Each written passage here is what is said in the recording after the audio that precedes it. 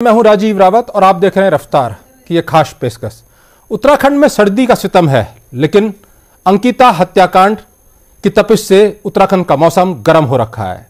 गर्म इतना है कि सत्ता का पक्ष वाला गलियारा हो चाहे विपक्ष वाला गलियारा, हलचल सब जगह है। आज इसी पर बातचीत करने के लिए हमारे साथ मौजूद हैं विक्रम सिंह नेगी जी, जो कांग्रेस के प्रदेश उपाध्यक्ष हैं और साथ में प्रतापनगर के विधायक हैं। आपका बहुत स्वागत है नेगी जी रफ्तार में।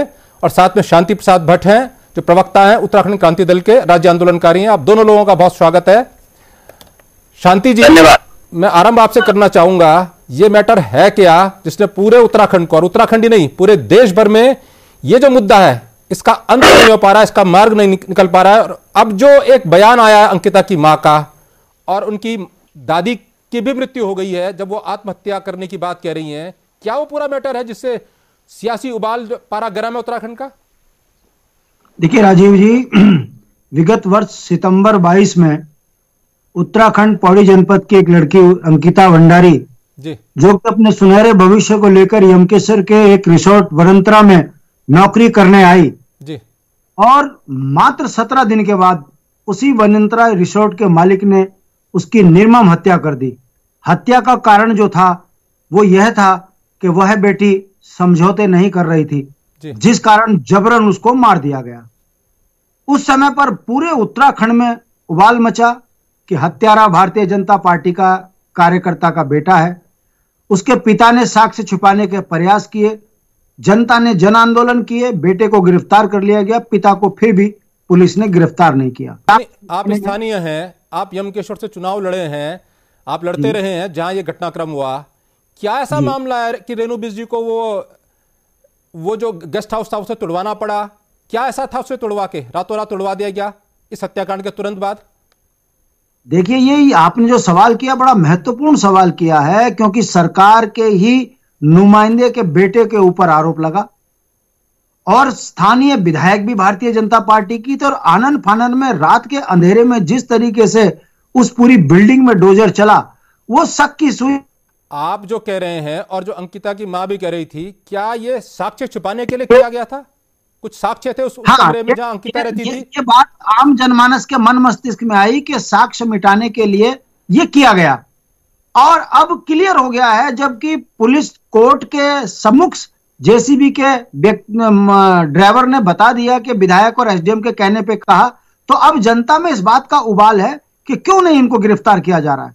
इससे बड़ी बात कि अंकिता की मां ने पौड़ी में आत्मदाह की चेतावनी दी, धरने देने की बात कही, और दुर्भाग्यपूर्ण घटना है कि उसकी दादी वो सपना लेकर मर गई जो ये कहती थी कि मेरे नातिन की जिसने हत्या की है उन्हें गिरफ्तार कर फांसी दो। उससे बड़ी बात यह है कि इस केस की पैरवी करने वाले आशुतोष नेगी, जो कि एक पत्रकार है, उनकी पत्नी का ट्रांसफर होना, उनके खिलाफ मुकदमा दर्ज करना, यह कहीं संदेश जा रहा है कि सरकार अपने सत्ता की हनक में साक्ष्य को दबाने का प्रयास कर रही है, जिससे पूरे उत्तराखंड में पुनः एक बवाल मच चुका है। एक बार समझना चाहूंगा, आशुतोष नेगी के साथ अगर अन्याय हुआ, आशुतोष नेगी पर यदि मुकदमे वापस नहीं लिए गए, उसकी पत्नी का जो अचानक ट्रांसफर किया गया कुमाऊं, यदि वो नहीं रोका गया, तो अंकिता की मां ने कहा कि वो आत्महत्या कर देंगी और इसके लिए जिम्मेदार सरकार होगी। क्या आशुतोष नेगी की भूमिका है जिसके लिए यह कहा जा रहा है कि उस पर उसकी पत्नी का ट्रांसफर भी किया जा रहा है, उस पर कोई मुकदमा भी लगा दिया गया? देखिए, आशुतोष नेगी डोब सिरकोट का लड़का है, डॉक्टर है, पढ़ा लिखा है, और आप पत्रकारिता कर रहा है, और पत्रकारिता भी अपनी बहन को न्याय दिलाने के लिए कर रहा है। उसका यह कहना है कि जब इसमें सारे साक्ष्य हैं, अपराधी सामने हैं, तो साक्ष्य मिटाने वाले अपराधी बाहर क्यों?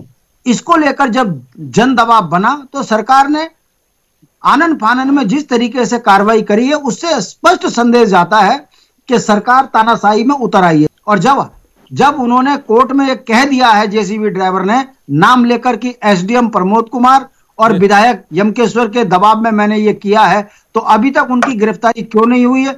विनोद आर्य आज तक खुला क्यों घूम रहा है, जो 15 तारीख से 17 तारीख से लेकर 23 तारीख तक ये कहता रहा कि मेरी बेटा जो है मेरा निर्दोष है, वो लड़की हमारे यहाँ उसकी कोई घटना नहीं हुई है।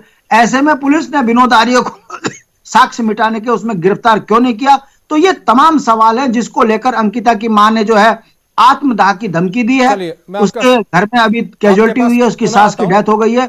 उसकी क्रिया के बाद यदि वो इसी वाकई धरने में बैठेगी तो ये उत्तराखंड के लिए शर्मसार करने वाली घटना है, और वो भी उस सरकार के सामने जो सरकार बेटी बचाओ बेटी पढ़ाओ की बात कहती है, जो सरकार नारी सम्मान की बात करती है। आपके पास पुनः आ रहा हूं, विक्रम सिंह नेगी जी हमारे साथ हैं। नेगी जी, आप एक विधायक के तौर पर इस मुकदमे की लड़ाई को आगे लड़ने के लिए, परिवार को सांत्वना देने के लिए आप उस गांव में गए थे, डोब श्रीकोट, उस परिवार से मिले थे, और अब कांग्रेस ने यह ऐलान कर दिया है कि वो 3 दिन तक पूरे उत्तराखंड के हर ब्लॉक में, हर जनपद में और हर विधानसभा स्तर पर रैली निकालेगी, अंकिता को न्याय दो यात्रा निकालेगी। एक परिवार, एक समाज और एक राज्य के लिए जी। मान और सम्मान, बहन और बेटियां हैं। आपके प्रदेश में प्रचंड बहुमत की सरकार है जी। ज्यादा बहुमत मिलने के कारण सरकार ऊपर की तरफ देख रही है, नीचे के जो प्राणी है उनको नहीं देख रही है। जी जी।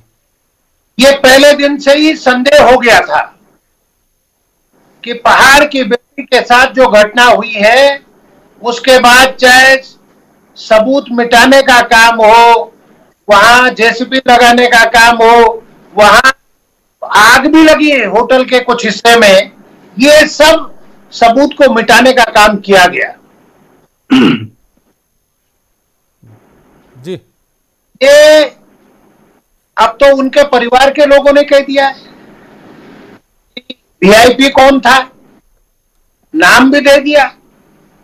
क्यों नहीं सरकार अगर सच्ची है, ईमानदार है, कार्रवाई क्यों नहीं करती? जो नेगी पत्रकार आशुतोष नेगी, जी जी, मैं उसको उत्तराखंड का बहुत बहादुर साथी है, बहुत बहादुर पत्रकार है। उसने उस केस में रात दिन मेहनत करके गरीब परिवार को न्याय दिलाने का, उत्तराखंड की माता बहनों के सम्मान में, उत्तराखंड के समाज के सम्मान में उसने कड़ी मेहनत की। सीधे तौर पर स्पष्ट होता है उसकी पत्नी का ट्रांसफर, उसको प्रताड़ित किया जा रहा है, उसका खिलाफ कोई कार्रवाई की जा रही है कानूनी, वो भी गलत है, उसको परेशान करने के लिए किया जा रहा है कि ये भी इस केस से हटे। आप खुद कांग्रेस लगातार सीबीआई जांच की मांग और वीआईपी कौन है इसका लगातार